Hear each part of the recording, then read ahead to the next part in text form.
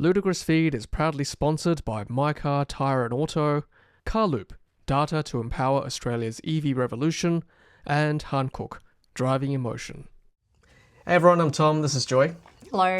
And in today's video, we are going to go through the configurator for the new Tesla Model Y non-launch edition here in Australia, which literally just dropped today for pricing. So in this video, we're going to go through that and also talk about some of the competition in the market currently, particularly from some of the Chinese brands that weren't around last time Tesla Model Y was launched in Australia. So yeah, lots of cars to choose from these days from the mid-sized SUV segment. We'll also talk about the controversy surrounding the brand a little bit, as well as discussing whether it's still something we want to consider for our next family EV.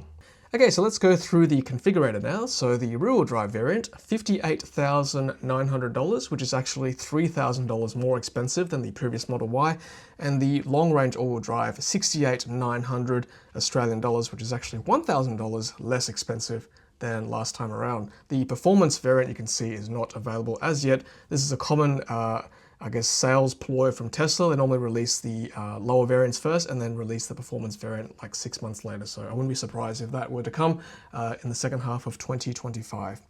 But for now, let's go through some of the specs for Model Y. So 466 kilometers of range for the rear-wheel drive, and then 551 kilometers of range for long-range all-wheel drive, 4.8 seconds 0 to 100 for the long range, and then 5.9 seconds for the rear-wheel drive. And you'll note too that the launch edition, which was, you can see here from this chart, it was actually $4,500 more expensive for both variants, for both rear-wheel drive and all-wheel drive. And for that privilege, you got to choose the color of your car without an extra cost. That was already included in the launch edition, as well as 20-inch wheels. Now we've got the non-launch edition cars. It's now 19-inch included wheels for the rear-wheel drive variant, and long-range all-wheel drive also has 19-inch wheels included too. So I guess, yeah, Joy, $58,900. It's a bit cheaper now, but you can kind of customize your car without paying extra unnecessarily if you didn't want those colors. The launch edition also had special badging, like, launch across the scuff plate, sort of small things like that, small details, whereas now it's kind of the more basic vanilla Tesla Model Y. What about the interior? Did the launch edition come with a white interior? I think from memory it was just, it was black. You had to pay extra for interior. I remember noting that was something you still had to pay extra for interior. So basically, as long as you don't mind the color of your car, it was probably worth waiting for this one. So it's a look, isn't it? It's like the wheels and the color of the car. That's correct, yeah. And we said that in our walkthrough video too of the launch edition, that if you wait a bit longer, you're probably going to get a cheaper configurator, as has been proven. But on the flip side, if you kind of want to get a quote-unquote free, color and nicer wheels, then you don't feel like you're being ripped off paying for the launch version. I think the comments section reflected the fact that if you wanted a long-range all-wheel drive, then I think the launch edition might have been worth paying for, because that was actually pretty good value if you account for all the inclusions. So yeah, so that's the configurator. Have a look at some of our videos too. We did a walkthrough in Singapore, as well as the recent Everything Electric show in Sydney. We walked through the car inside and outside, and there's some quite nice inclusions now with the new Tesla Model Y. It looks different. It's got obviously the front light bar and the rear light bar. Nicer interior too, a bit more premium arguably. Nice powered back seats, so they're nice. Screen on the back. Screen on the back, just like the Model 3 now. I guess the main thing I want to experience is actually the ride quality when we do get a press car eventually, because look, let's face it, the current generation Tesla Model Y is a bit rough suspension-wise and firm, so I'm hoping, like the Model 3, the ride quality will improve with this new Tesla Model Y. Yeah, it's a shame that they don't have like active suspension where you can change the settings based on what people like, because I know you like it more floaty than I do. Yeah, maybe not necessarily floaty, but gentler. The new model, the current Model Y is quite firm, just personally. What Joy's referring to is the active suspension, which we just drove the Polestar 4 in, which had that option, so we could actually change it according to what our preferences was. Yeah, off the top of my head, I'll have to check. I think the new C-Line 7, the Seal Performance, the new 2025 version has that active suspension. I think I'll have to double check that. But yeah, that's a nice feature to have for sure. Especially if there's more than one driver for a car. Correct, that's right.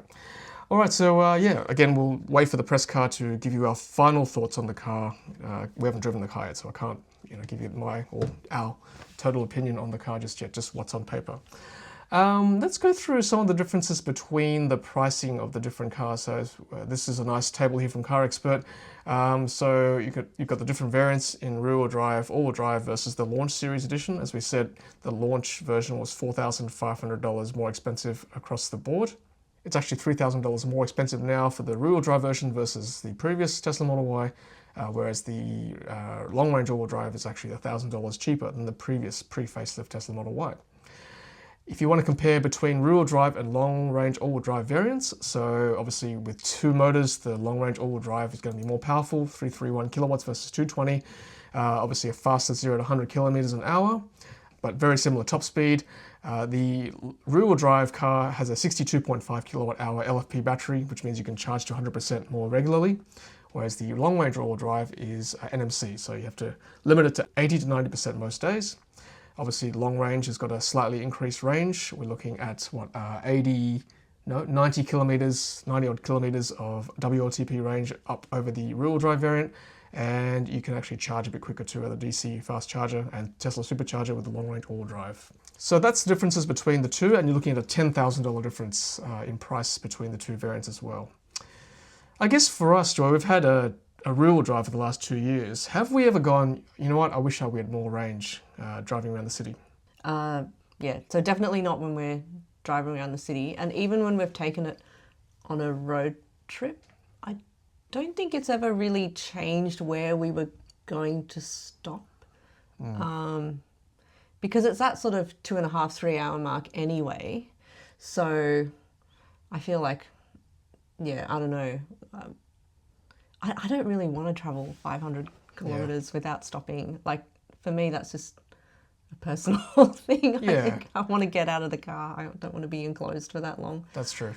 To each their own. Like to Sydney to Melbourne, we could technically do like the Xpeng G6, right? We could do it in 2 stops. Polestar, we've done it in 2 stops, Polestar long range. But we still stop 4 times. I'm talking about charging stops, 2 charging stops, but we still stop 4 times for a break in between. Because like you said, I don't want to drive for 4 hours straight personally.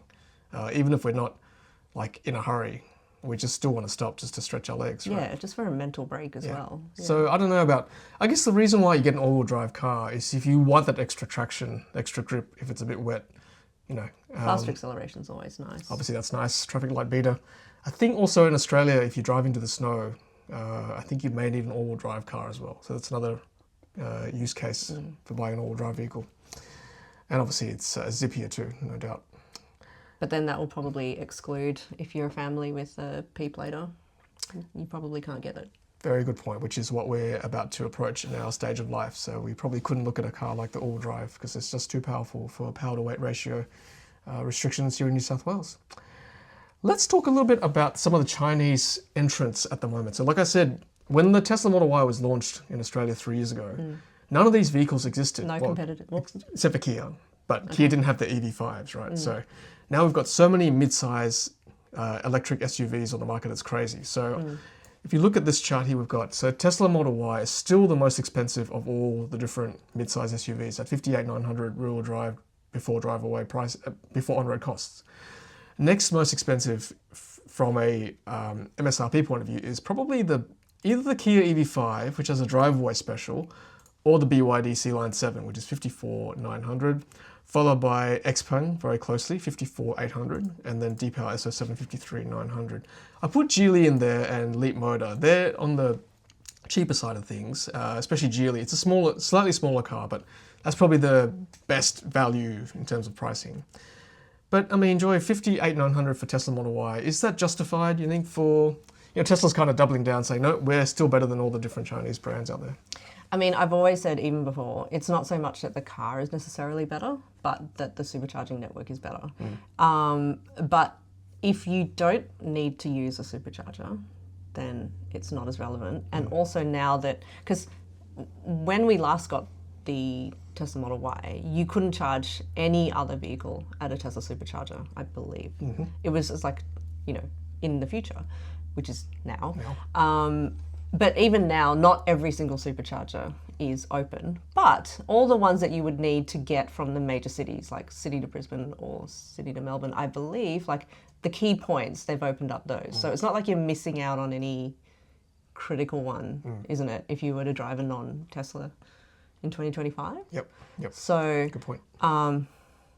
yeah, I think that's really negated the initial argument that I always had, which is that you're buying the network and not the car. I think that one is now, you know, very much an asterisk or written in pencil, or you can pretty much scrub it out now. Look, you can still plug into a supercharger with a Tesla and just walk away. It just starts charging. Obviously, you've got to fluff around a little bit with some of the other cars, go through the app. Although now the superchargers have that tap. Some of them have the tap and pay now, so that makes life a little bit easier. Yeah, but come on, like 58,000 compared to 40,000. It's a big difference. I will do whatever hand gestures I need, like, to save that amount of money. Yeah. It's obviously a little bit cheaper to charge with a Tesla as well. But again, for $18,000 difference between Geely and Tesla, you know, I don't think that's going to annoy people. No. Charging speed again, you know, with a longer range all-wheel drive, you are getting a 250 kilowatt charging speed. Speaking of which, XPeng G6, they released a press release recently saying they're still investigating and they know what the reason is why they can't charge at a Tesla supercharger. But yeah, we put here a little column here as to which cars can charge at a Tesla supercharger, all of them except for XPeng, and we're going to try Leap Motor again if we do get another press car, just to double check. But most of the other vehicles can charge at a Tesla supercharger, which is important to know. So yeah, and I think the other thing about Tesla ownership too is obviously the app is fantastic. It's probably the best in market, and it integrates well with you know, our solar and battery system. The API from Tesla helps with a power company like Amber as well, for Amber for EVs. You know, helps with solar charging, helps with optimizing the battery. So there are benefits to owning a Tesla over another brand. Yeah, and I've got a friend who's got a Tesla as well, and she integrates like her iPhone automations as well with, you know, different things that you can do with the car. So if you're into that sort of thing, then I think that's very helpful. And now Tesla is not a legacy brand, but they've been around in the country for a long time now. Like we're talking like almost, I think 10 years. I would say more than 10 years, because the first car came in 2014. So they've been around a lot longer than some of the other brands, which, as I said, they weren't around in the country 3 years ago, not even 12 months ago. So you're paying for the brand now. Okay, that's controversial. We'll talk about that in a second. Paying for the history and the experience. Yes, reliability now. Servicing is pretty easy through the app, and a lot of unknowns buying a new Chinese brand too. So is it justified at $58,900? I personally think so. I think if you look at the car objectively and the infrastructure of the vehicle, then I think, yes, it is worth paying that kind of money. Setting aside what we're about to talk about, which is the brand itself, which has copped a bit of a beating in the last, 6 months, ever since the US elections and leading up to it, I would say. I won't touch too much on this because we want to focus on the car itself. But you know, some people will not touch a Tesla because of what I just mentioned, because of the founder, because of what he's been involved with in the US. So is it enough, Joy, from what you've heard from friends, family, is it enough to turn people off, do you think, buying a Tesla this day and age? I mean, it's a very personal question, but I think it's definitely enough to turn people off. The whole point of Tesla, I guess, originally was that they were building a lot of goodwill in their brand with what they were doing in terms of, you know, a renewable energy space, sustainability, like health, all of that sort of thing. And so what's happening now is obviously, you know, completely against what originally a lot of the people who probably joined Tesla and worked at Tesla were about, and what their, you know, personal views and things are. So I think, yeah, it's sad that one person can kind of tarnish an entire organization, but that is the reality of the situation. And I think that you can't be completely blind to that when you are looking into buying a car, because of all those associations. So, but if you dig into any brand, you're going to find things that don't align with your own values. I guess everyone who drives a Volkswagen needs to be aware of what happened, how that brand started as well. So, yeah, I mean, it's not the only brand involved, but I don't think you should have to apologize for it either. I think it is a valid thing to have to think about. Yeah, I think it's sad that some Tesla owners in the US, and maybe even here, are copying some abuse for driving a car. I mean, it's a car at the end of the day, right? And look, we're not robots. There is emotion attached to a purchase, whether it be a car or a house. As much as we try on this channel to objectively evaluate the vehicle and the specs and the pricing, there are external factors that come into play when people buy vehicles, right? So you have to sort of align with the brand, like Joy said. So it's a decision you've got to make, whether you're happy to buy a Tesla this day and age. It's still a fantastic car on paper. Pricing, I think, is still pretty good. Even though it's the highest of the lot, it's still probably worth paying that premium because of the features that we just talked about. Yeah, I mean, so, I think like all things, you make your own decision and don't try and browbeat someone into an opposing, who has an opposing opinion, try and browbeat them into your point of view. Like, just be aware that people come to things from all different points of view and walks of life, and everyone's opinion on that should be respected. It's not the car itself that is, causing anyone harm or, And needless to say, the Chinese brands too, obviously there's a controversy attached to that too, whether you want to buy a vehicle made in China for various reasons. So, yeah, I mean, none of the brands are perfect by any means. Again, make your own decision. We can just provide you with the facts. At the end of the day, there's a lot of rhetoric around the brand and other brands too, not just what's on paper. So, I think that's pretty much what we want to talk about in terms of the pricing and the specs, and talk about the brand itself. Should we still consider this as our next family car? I guess that's the next question. I mean, 3 years ago, 2 years ago? How long ago? We've had this almost 2 years now. Okay, so it wasn't even that long ago, but back then, in my opinion, back then, there were no real decent competitors. So, it was basically, why would you get anything else? It's the only sensible decision. I think in 2025, just looking at your spreadsheet, there are many other options now. It's just a matter, some of them, like Kia, that's a very well-known brand. You know what you're going to get with that. Others, they're pretty new. So it's like, do you go with something that has been around for maybe only a couple of years, or do you stick with something that's been around for at least 10 years or even more? So that's right. But I guess watch the space. We are still deliberating as to which car to buy for our next one. So yeah, we won't give it away just yet, but Plus, I'm actually quite happy in my current model. There you go. Yeah, Joy drives it a lot, so she's the one who's going to be making that decision. And I do feel that with the old one, people know that you, obviously, as you say, the pre-facelift, they know that you probably bought it before all this everything happened. So the world turned upside down. Which is kind of like, will people still buy the old one rather than the new one? I'm not sure if the general public can make that distinction from what I've seen in the papers, but anyway. At least you've got Sentry mode. That's probably why they have Sentry mode. Look, lots of choice, which is good to see. And like I said, we'll do that drive with the Tesla Model Y in a good time when Tesla do give us a press car to drive in. All right, well, I think that's it from us today. So thank you so much for watching, and give us your thoughts below in the comments section. And until the next Ludicrous Feed video, it's happy charging.